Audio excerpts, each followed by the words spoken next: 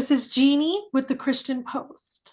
Today I am joined by the director and one of the lead actors in the new film, The Shift. Such an incredible film for such a time as this, gentlemen. Thank you. Thank You you for very that. much. That's a great compliment. Thank you, Yeah, it Jeannie. is. Seriously. I literally watched the film and then I had a bunch of stuff happen to me, and I'm like, am I still in the film? Because that's how real, even though this is a sci-fi, that's how real the spiritual aspect, the spiritual warfare aspect that's shown in the film is to and relevant to today. Brock, can we talk a little bit about that? I would love to hear just kind of your heart. I know you also wrote the film. So talk about the spiritual aspect, the spiritual warfare that is displayed in the film and how it kind of mirrors what's happening now. Yeah, well, for me, this film came from a very personal place. Everybody passes through darkness in their lives, and in this world that we now live in, that's a common thread we all share. And it's not something we necessarily all talk about because some of the dark stuff we pass through is really, really difficult.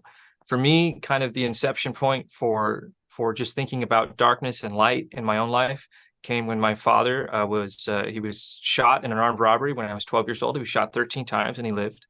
And then 8 years later, he was shot again in a second armed robbery, and that time he was killed.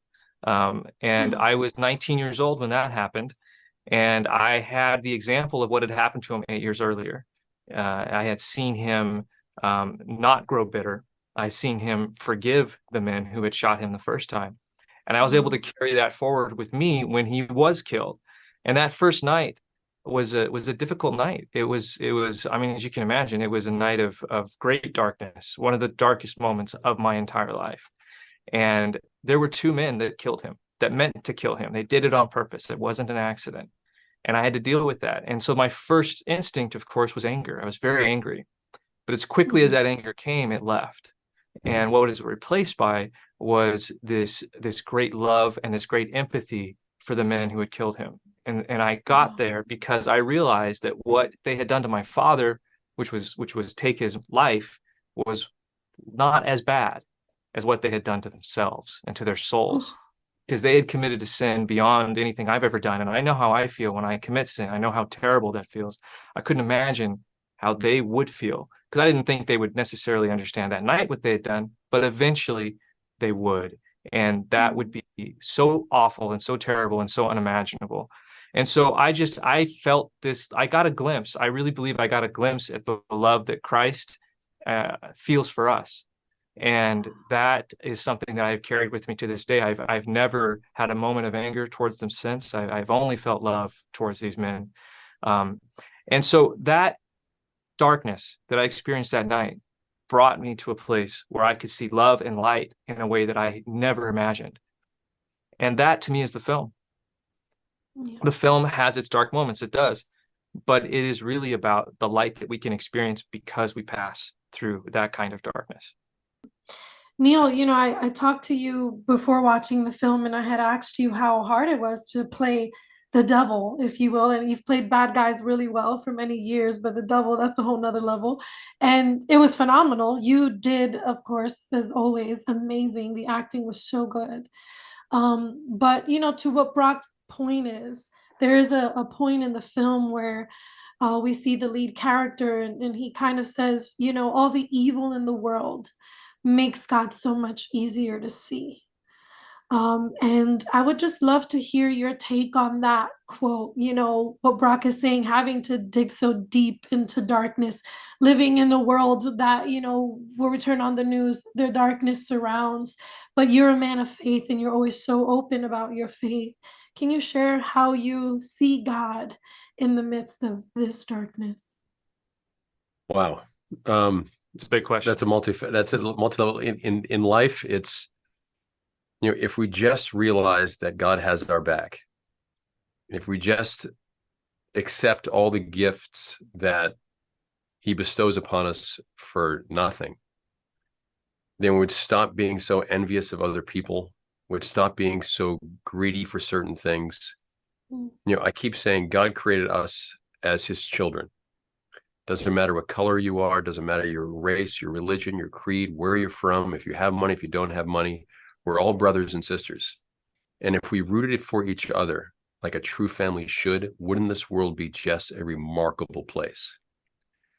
So it's having to go through darkness, as Brock was just saying, where you find true light. We all have to go through our darkness. We all get beaten up in life. We're also all sinners in life. We have our flaws. We fall down, we trip all over ourselves. But it's how we get up that dictates what kind of men and women we are for him, not for us, but for him. God first, me second, family first, me second. Those are the tenets that we live by in our house.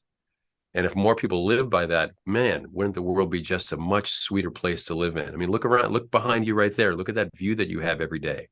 Don't ever take those things for granted. Don't take friendship for granted. Don't take love for granted. And it's films like The Shift that make us realize that we shouldn't take any of it for granted. It's so fleeting. We're here for such a short amount of time. Make your life remarkable. Be the greatest version of you possible. And in this film, I get to play the character that tries to pull you away from that. So the importance of playing that character as truthfully as possible was one of the greatest challenges I've ever had as an actor, because I didn't want to play him as this sick, twisted, dark being. I wanted to play him as he's your next door neighbor. He seems like a really nice guy. That's the guy I like to hang out with. And then all of a sudden, everything just kind of gets dark and he loses his faith. And Lucifer lost his faith in God a long time ago. And I played this character that all I want is that faith back. And that line that you just said rips me to the core. That last scene that I have with Kevin is one of the most painful scenes I've had as an actor, because I have to dredge up all these thoughts that get me to, why don't I have that in my life? Why can't I be more like Kevin? And for us as the viewers, why can't we all be more like that and have the conviction and the strength to stand up to all the evil temptations in life and just say, no, I gave up drinking 8 years ago, and that was hard. But to be sober now for 8 years, the last 8 years of my life have been the greatest 8 years of my life. And in that 8 years, I've lost friends, I've lost family, I've lost all kinds of things. But as Brock says, you get through it a whole lot easier when you have faith in him, knowing that he has your back and your journey on this world is this long. And if you do it right, you'll celebrate it with him for eternity. So we get to make films through Angel Studio to tell us just that, to live up to our convictions and be the best version of you every single day. And Brock, thank you for giving me the opportunity to play this character. It changed forever. Thank you for playing it the way you did. Yes, it was beautiful. Neil, congratulations on your sobriety and the example that you set. It's beautiful. You know, Brock, I was listening to you and I was getting emotional because I want to love like that. I want to be able to forgive like that. And it's, you know, it's a journey. We're all striving to do that. And thank you also for being the example. One last thing really quickly, we just have to wrap up, but you give a glimpse into spiritual warfare. That theater scene is hardcore spiritual warfare where the enemy's battling. He has a choice to make. Should he choose someone else or should he choose himself?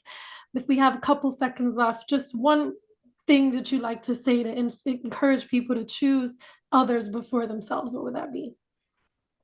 Well, in the film, there's a little speech that you give about this, about how, and this is something that I believe, which is that the true root of evil, the true evil, all it really is, if you can sum it up in one word, is it's selfishness.